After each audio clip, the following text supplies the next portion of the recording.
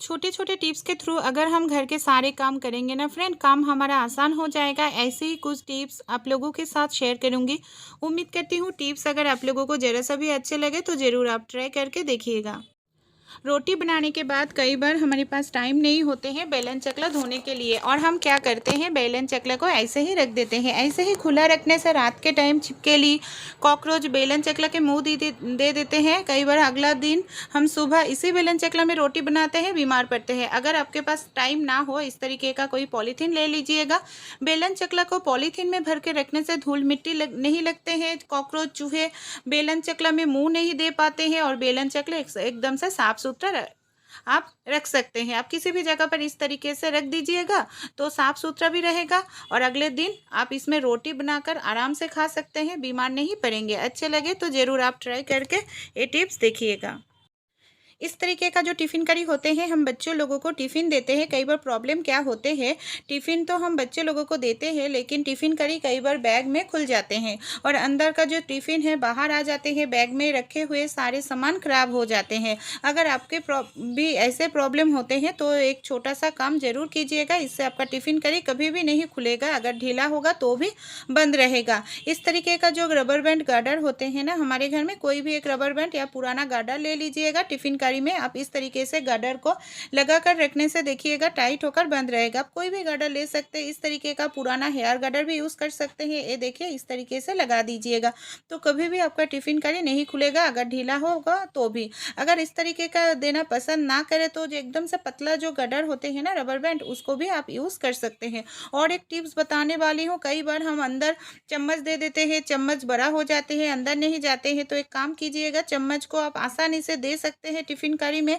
और ये बैग में नहीं खुलेगा। एक ही जगह पर टिफ़िन करी साथ भी रहेगा। हमें क्या करना होगा, जो रबर बैंड हम टिफ़िन करी में अंदर लगाया है ना, उस टिफ़िन करी के जो रबर बैंड है वहाँ पर एक फोल्ड आप इस तरीके से रबर बैंड पर लगा दीजिएगा चम्मच को, तो चम्मच आपका कभी भी नहीं खुलेगा और टिफ़िन करी के साथ भी रहेगा। जब बच्चों लोगों को टिफ़िन खाना होगा, चम्मच को निकाल करके धो कर आराम से टिफ़िन खा सकते हैं।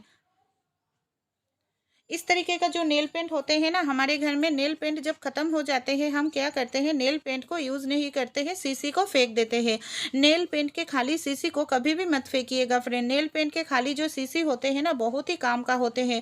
इस शीशी का हम यूज़ कर सकते हैं। हम मच्छर भगाने के लिए जो अगरबत्ती यूज़ करते हैं ना, कई बार इस अगरबत्ती का कोई स्टैंड नहीं होते हैं, हम इधर उधर जलाते हैं, आग लगने का खतरा रहते हैं। कई बार प्रॉब्लम क्या होते हैं, कुछ हिस्से जलने के बाद बुझ जाते हैं। तो हमारे घर में जो नेल पेंट के खाली शीशी होते हैं, ये कांच का होते हैं, भारी भी होते हैं। अगर इसके अंदर हम अगरबत्ती को रखेंगे ना, अगरबत्ती गिरेगा नहीं, सही सलामत स्टैंड होकर रहेगा और आग लगने का भी खतरा नहीं रहेगा, पूरा ही अगरबत्ती जलेगा। तो ये टिप्स ज़रूर आप भी फॉलो करके देखिएगा। उम्मीद करती हूँ ये टिप्स आपको भी पसंद आएगा। चलिए अगला टिप्स हम देख लेते हैं।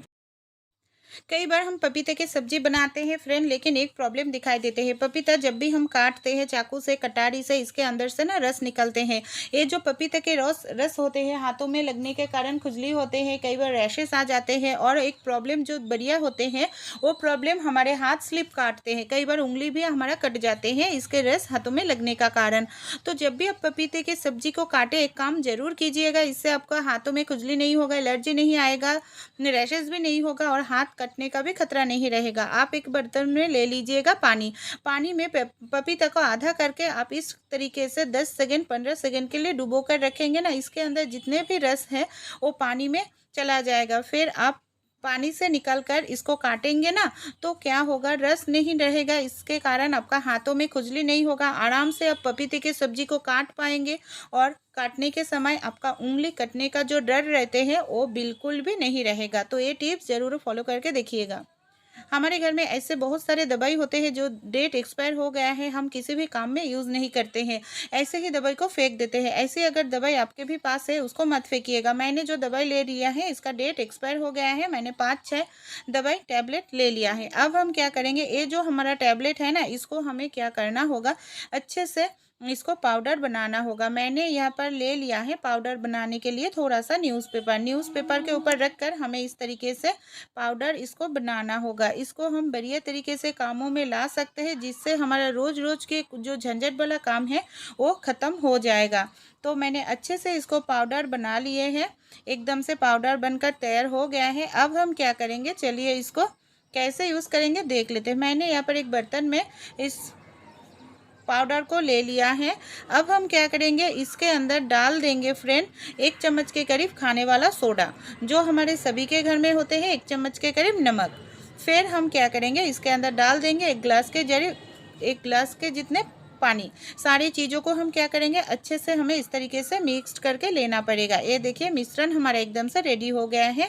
कहाँ पर यूज़ करेंगे, चलिए हम इसको देख लेते हैं। कई बार होता है क्या, अचानक हमारे घर में मेहमान आने वाला है और हमारे पास एकदम समय नहीं होते हैं, और हमारे जो बाथरूम के कोमोट होते हैं एकदम से गंदा हो गया है, बैक्टीरिया जम्स आ रहा है या बदबू आ रहा है, हमें साफ़ करने की समय नहीं है। आप इस तरीके से मिश्रण बनाकर 1-2 मिनट के लिए रख दीजिएगा। फिर आप इसको फ्लैश करेंगे ना, सारे जो जर्म्स है, बैक्टीरिया है, बदबू है, एकदम से क्लीन हो जाएगा, क्योंकि हमने इसके अंदर जो चीज़ डाले हैं बैक्टीरिया जर्म्स ख़त्म करेगा, बदबू हटाने में मदद करेगा, और आपको साफ़ करने की, हाथ लगाने की ज़रूरत बिल्कुल भी नहीं पड़ेगा।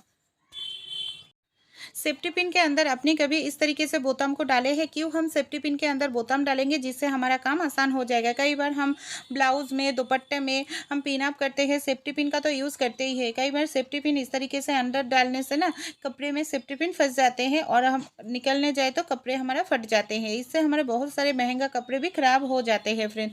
तो एक काम कीजिएगा, हमारे घर में ऐसे बहुत सारे पुराने बोताम रहते ही हैं, आप कोई भी पुराना एक बोताम ले लीजिएगा। जिस बोताम को हम क्या करेंगे, सेफ्टी पिन के अंदर डाल देंगे। फिर हम पिन अप करेंगे, कभी भी हमारे कपड़े सेफ्टी पिन के अंदर नहीं घुसेगा और कपड़े फटने का चांसेस बिल्कुल भी नहीं रहेगा। अच्छे लगे टिप्स तो ज़रूर आप भी फॉलो करके देखिएगा। कई बार हमें होता है क्या, थोड़ा सा ही आटा गूंदना पड़ते हैं। कई बार हमारे सब्जी काटने जाए तो उंगली कट जाते हैं, हाथ से हम आटा को नहीं रोटी के लिए रेडी कर सकते हैं। कई बार गर्म पानी से आटा गूंदने जाए तो बहुत समय वेट करना पड़ती है आटा रेडी करने के लिए। तो बिना हाथ लगाए हुए आप आसानी से आटा को रेडी कर सकते हैं रोटी बनाने के लिए। इसके लिए हमारे घर में जो पिलर होते हैं ना, आप ले लीजिएगा। मैं गर्म पानी का यूज़ कर रही हूँ। ये देखिए पिलर की मदद से गोल गोल इस तरीके से घुमा रही हूँ। आटा में हाथ लगाने की बिल्कुल भी ज़रूरत नहीं पड़ेगा, आटा भी हमारा रोटी के लिए रेडी हो जाएगा। इस तरीके से गोल गोल घुमाने से देखिएगा आटा बहुत ही बढ़िया तरीके से रेडी हो जाते हैं। हाथ लगाने की आपको बिल्कुल भी ज़रूरत नहीं पड़ते हैं, और हमारा जो बर्तन है ना वो भी एकदम से साफ़ सुथरा हो जाते हैं। देखिए मैं गोल गोल घुमा रही हूँ, कितना बढ़िया तरीके से रोटी के लिए आटा हमारा रेडी यहाँ पर हो गया है। और अब बर्तन को देखिए, बर्तन भी एकदम से साफ़ सुथरा है। कई बार बर्तन में बहुत ज़्यादा आटा लग जाते हैं, आटा बर्बाद होते हैं, बर्तन को धोने जाए तो बहुत समय लगते हैं। तो इस तरीके से आप एक पिलर की मदद से सब्जी भी काट सकते हैं, आटा को भी गूँथ सकते हैं। समय का बचत होगा, हाथ भी आपका गंदा नहीं होगा। अच्छे लगे तो ज़रूर ये टिप्स आप भी एक बार फॉलो करके ज़रूर देखिए। कई बार हम जो घानी का या पिसे हुए आटा लेकर आते हैं मार्केट से, उस आटे में ना बहुत ज़्यादा हमें जो कचरा होते हैं रह जाते हैं, तो उसको हम छान कर रोटी बनाते हैं। कई बार आटा में गुठली हो जाते हैं, तो भी हम छान कर रोटी बनाते हैं, तो छानने में बहुत समय लगता है। तो हमारे घर में जो चूड़ी होते हैं ना, कोई भी चूड़ी ले लीजिएगा। मैंने 2 पुराना चूड़ी ले लिया है। चूड़ी की मदद से आटा को चाल कर ले रही हूँ। इससे क्या होगा, आटा में जो गुठली है बहुत ही आसानी से निकल जाएगा, और आटा चालने में हमें समय बिल्कुल भी ज़्यादा नहीं लगेगा। कई बार हमारे पास बेलन चकला नहीं होते हैं, या बेलन चकला गीला होते हुए, तो बिना बेलन चकला के भी हम आसानी से रोटी बना सकते हैं। फ्रेंड देखिए मैंने रोटी के लिए यहाँ पर एक थाली का यूज़ किया है, सूखा हुआ आटा मैंने ले लिया है। अब हम बिना बेलन चकला के कैसे रोटी बना सकते हैं फ्रेंड, मैंने यहाँ पर एक कप का यूज़ किया है। मेरा कप जो है बड़ा वाला एक कप है, आप देख सकते हैं। बड़ा वाला कप की मदद से फ्रेंड इस तरीके से बिना बेलन चकला के भी हम आसानी से रोटी बना सकते हैं। रोटी सिर्फ नहीं, पूरी भी आप चाहे तो बना सकते हैं। जितना बड़ा चाहे उतना बड़ा आप इसकी मदद से बना सकते हैं। ज़्यादा समय आपको बिल्कुल भी नहीं लगेगा। मैं सभी को नहीं बोल रही हूँ ये टिप्स अप्लाई करने के लिए। जिसके पास बेलन चकला ना हो, बेलन चकला गीला हो, इमरजेंसी टाइम में आप एक कप या एक ग्लास ले लीजिएगा। कप या ग्लास की मदद से आराम से रोटी बना सकते हैं। छोटे छोटे टिप्स अगर आप लोगों को ज़रा सा भी अच्छे लगे तो ज़रूर आप भी ट्राई कीजिए।